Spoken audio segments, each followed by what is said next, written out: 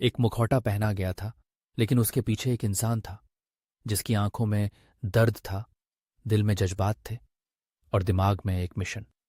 वह मिशन जिसने न सिर्फ एक इमारत को बल्कि वहां मौजूद हर शख्स की तकदीर को भी बदल देना था।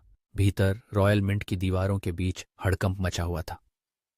बंधक चीख रहे थे, कुछ रो रहे थे, कुछ बेबस निगाहों से अपने मोबाइल छीनते देख रहे थे। डर हर चेहरे पर साफ झलक रहा था। तभी अचानक हवा में एक गोली चलती है। टोक्यो ने सबको खामोश कर दिया। आवाज में ठंडापन, लेकिन आंखों में चिंता। हमने वादा किया था, कोई नहीं मरेगा, उसकी सोच गूंजती है। मगर डर, ये सब कुछ तबाह कर सकता था। दूसरी ओर कहीं एक छुपे ठिकाने में प्रोफेसर हर हलचल पर नजर रखे हुए था।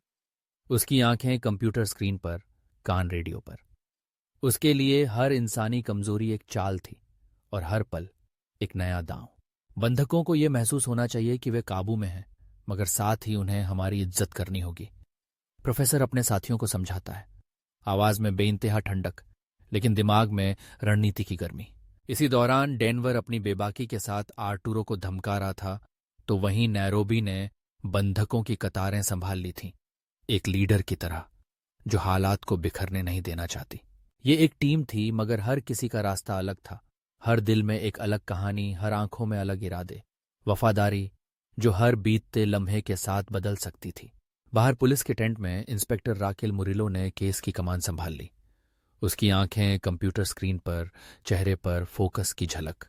इनकी रणनीति सीधी नहीं है, वह अपनी टीम को बताती है।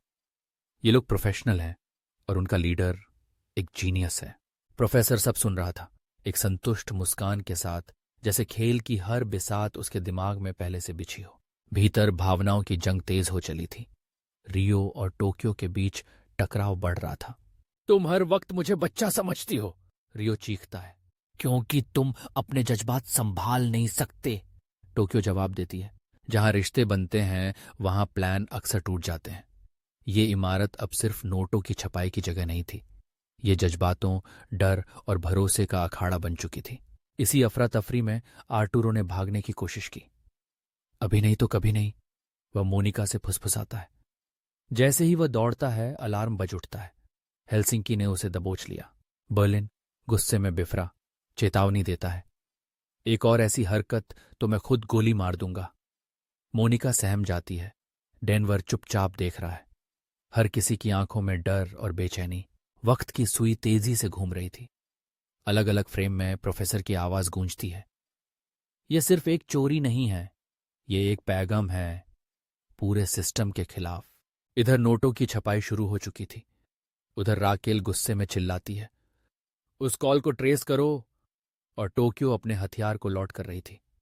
हर कोई अपने अपने मोर्चे पर तैयार, जैसे जंग छिड़ने वाली हो। संगीत तेज हो जाता है, ड्रम्स की रफ्तार, ऑर्केस्ट्रा की गूंज। अब सवाल यह है, क्या यह प्लान काबू में है या तबाही की ओर बढ़ रहा है? बंधक या हीरो? कौन बनेगा किस्मत का सिकंदर और किसका नाम रह जाएगा सिर्फ एक कहानी में?